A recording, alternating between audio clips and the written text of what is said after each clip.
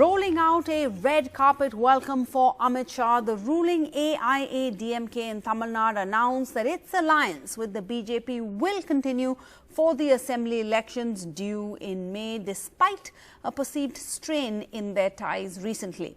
Now, the significant announcement was made by the party coordinator, O. Paneerselvam. The announcement was made at a government function attended by the Union Home Minister Amit Shah, who is on a two-day visit to the state. Amit Shah's visit assumes significance as the BJP prepares itself for the assembly poll some 6 months away. And earlier in the day, Amit Shah praised the Tamil Nadu government for its effective handling of the COVID-19 pandemic under Mr. Palaniswamy and Mr. Paneerselvam's leadership. बड़ा आश्चर्य होता है जब कांग्रेस और DMK के मित्र भ्रष्टाचार की corruption की बात करते, जिनके नेतृत्व में 2G स्कैम हुआ, लाखों करोड़ों रुपए का भ्रष्टाचार हुआ, उनको क्या अधिकार है भ्रष्टाचार के लिए, करप्शन के लिए बोलने का? All right, so does this announcement put an end to all speculation that the AIADMK might part ways with the BJP following their dismal performance in the state during the 2019 Lok Sabha elections? Does it put an end to the speculation that there's trouble in the alliance? We'll get Mr. K. Pandeyarajan, the Culture Minister of Tamil Nadu from the AIADMK. We have right now joining us Kasturi Shankar, actor, commentator. We have Pulla Rao, political analyst, pro-DMK political analyst, Dr. Sumant Raman, a political analyst with pro-BJP leanings. Kasturi Shankar, to you first, this AIADMK-BJP alliance, is that a gamble going forward, given the fact that the alliance suffered a near rout in the 2019 Lok Sabha poll? So why still go ahead with it? I think at this point, especially with the recently concluded Bihar polls in light, I'm assuming that yes, it's a gamble, but it's a very, very calculated gamble that could work out very well for the BJP at the expense of the ADMK. The ADMK in Tamil Nadu, as of now, is trying very hard to put up a united front. It's an open secret that there are two masters to the party right now, and both those masters actually serve a central master, which is BJP. BJP has virtually has had virtually no presence in this state. They have really not made a dent on an electoral share. And possibly this time, Mr. Shah may have set the stone rolling for getting more seats in the alliance. I think they've identified winnable seats for the BJP where there is definitely much more of a polarized sentiment, much more of a majoritarian sentiment, if you will. I think they would have identified those seats. They were not given to them in the last parliamentary elections. I think they will be pushing for those seats in the Legislative Assembly elections. I would even go so far to say they would ask for about 50 seats just for the BJP alone and try to become a dominant party for the first time in this alliance. So before becoming the route to becoming a dominant party right now is the dominant partner in this alliance. Mr. Pandeyarajan, you heard Kasturi Shankar. It's going to be, what everyone's going to be looking at is how many seats where the BJP candidates are going to contest from. The AIADMK fared better in 22 assembly seats where it went alone. The overall alliance fared badly in the Lok Sabha election. So why this? Yeah, listen, first I want to differ from what Madam Kasturi is saying. I think we are masters of our own destiny. We are slaves to none. Very clearly, the party is well united under APS currently, and OPS, our party coordinator, proposed his name to be the CM candidate. The party is absolutely united. So there is no two opinions on it, except in the fond hope of DMK, which they still keeps propagating this myth, in my view. And I think we're very, very clear. Or are we we see, Mr. Pandirajan, I know you're joining us from a vehicle, so thank you for that. But let me just ask you, you're saying the party is completely united, but is the alliance completely united? Because the BJP leader in Tamil Nadu, Mr. Murugan, has clearly said that it's the BJP will emerge as a great force in the upcoming assembly elections. He says that the BJP is going to decide the next chief minister. So are you united with your alliance? Are you in agreement that the BJP is going to choose the next chief minister?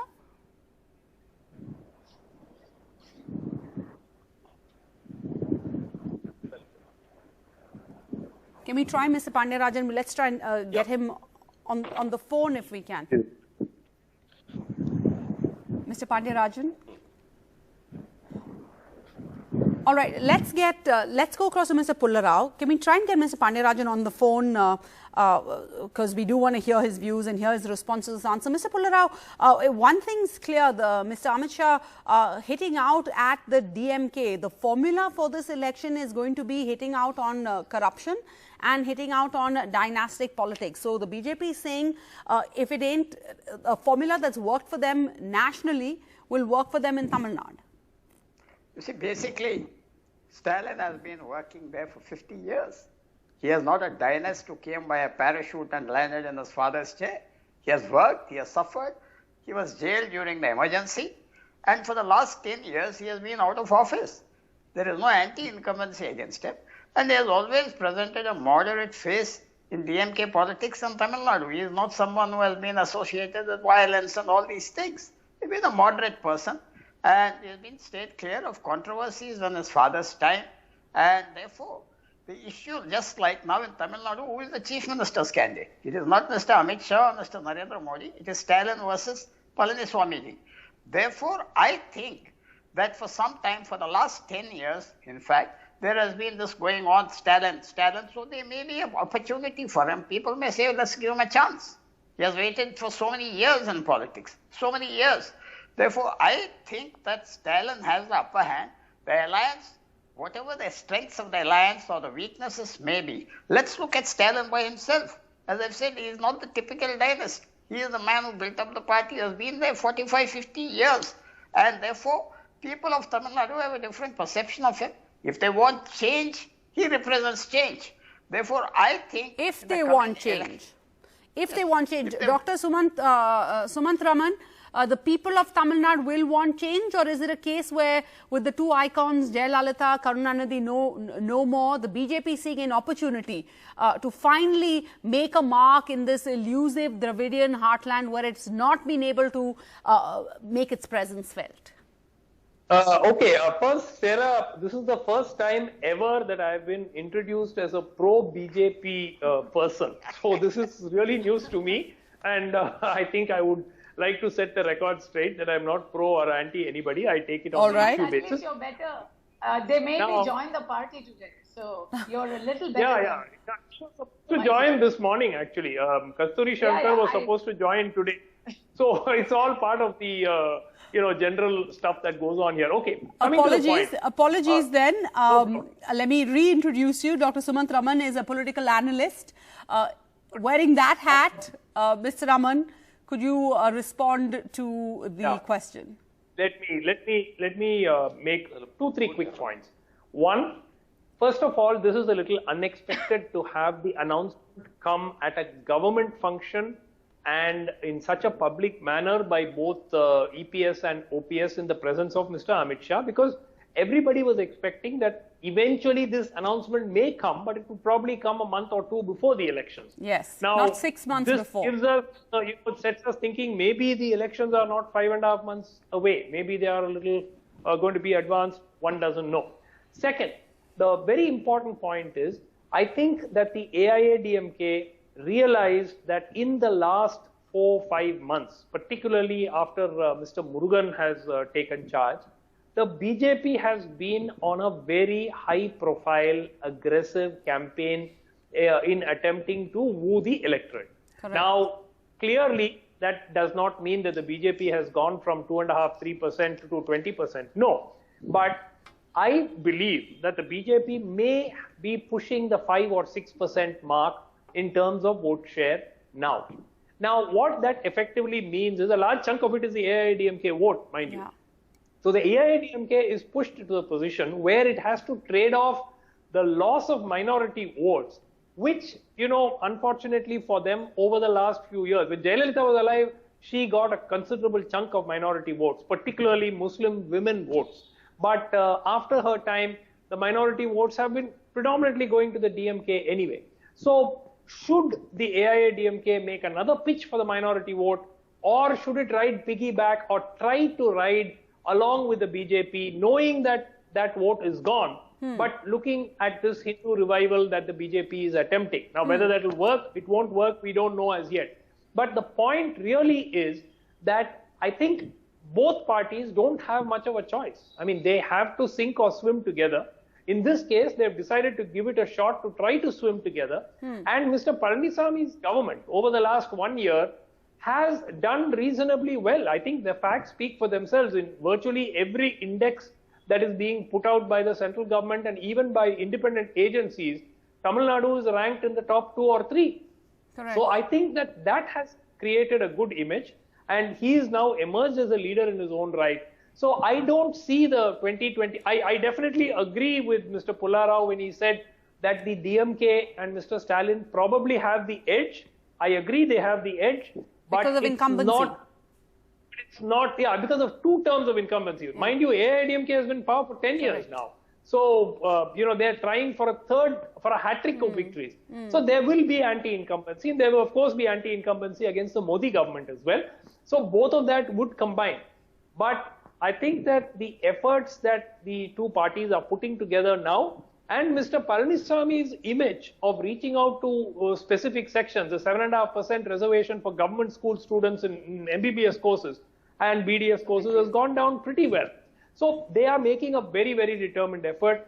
And of course, BJP being BJP, the agencies can be expected to play a role in tightening the screws on people whom they expect to join them and get their purification done, as has happened in so many other states.